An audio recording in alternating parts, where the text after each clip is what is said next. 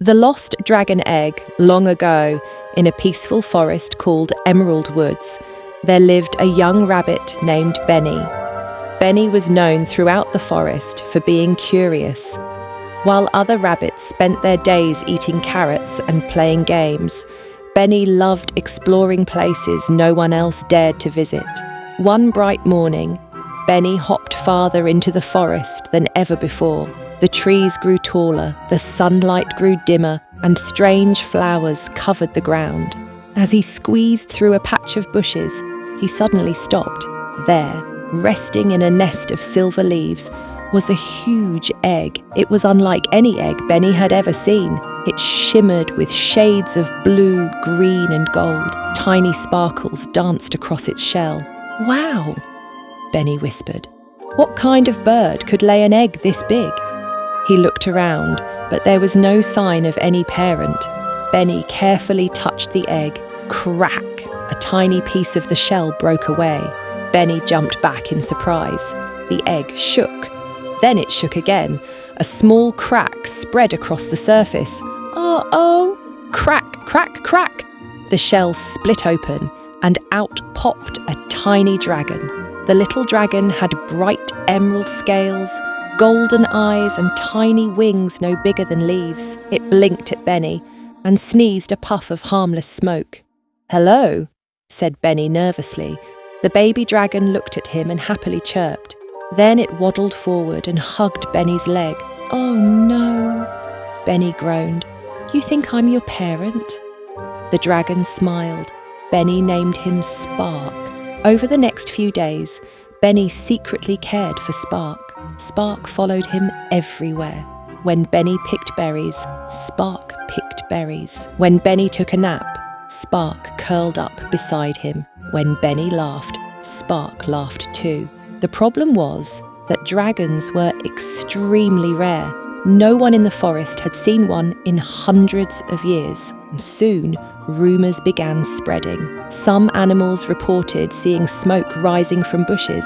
Others claimed they heard strange roaring sounds at night. The forest animals grew worried. One evening, Benny gathered his closest friends. Milo the squirrel, Daisy the deer, and Oliver the owl listened carefully as Benny told them everything. "A dragon!" Milo gasped. "A real dragon?" asked Daisy. Oliver adjusted his glasses. "If this dragon hatched here, then its family must be looking for it." Benny nodded. "That's exactly what I was thinking." "So what do we do?" asked Daisy. "We find its parents." The next morning, the friends began their journey.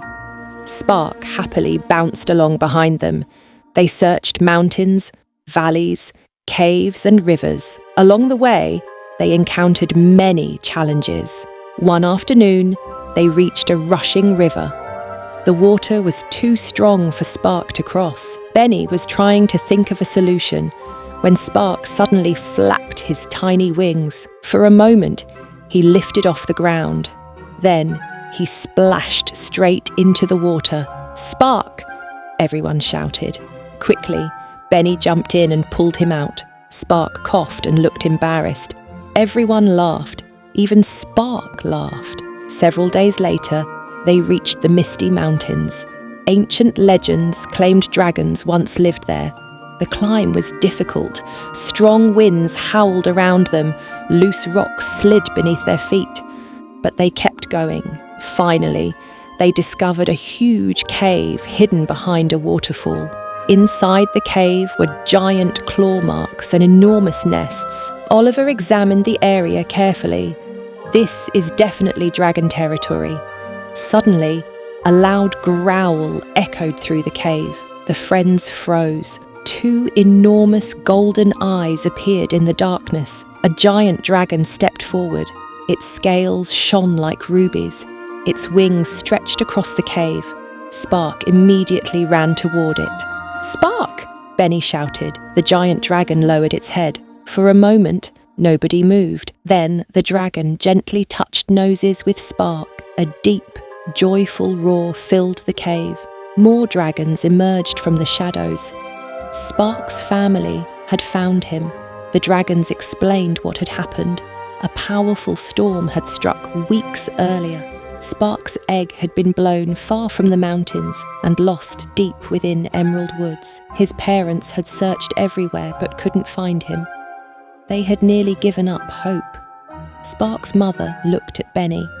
"Thank you for protecting our child." Benny smiled. "We're just glad he's safe."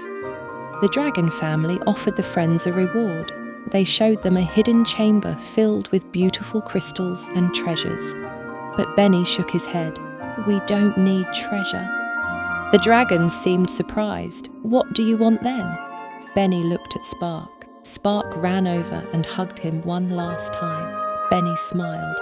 "Just knowing he's home is enough." The next morning, it was time to say goodbye. Spark looked sad. So did Benny. The little dragon handed Benny a shining golden scale. His mother explained, "This scale will always glow whenever a dragon friend is thinking about you." Benny carefully placed it in his pocket. Then Spark spread his wings. This time he flew successfully. Higher and higher he soared into the sky beside his family. Benny watched until they disappeared among the clouds. Although he missed his friend, he felt happy. Spark was where he belonged. And sometimes, when Benny looked at the golden scale at night, it glowed softly. Whenever it did, Benny knew that somewhere beyond the mountains, his dragon friend was thinking of him too. Moral, true friendship means helping others, even when it means letting them go to where they belong.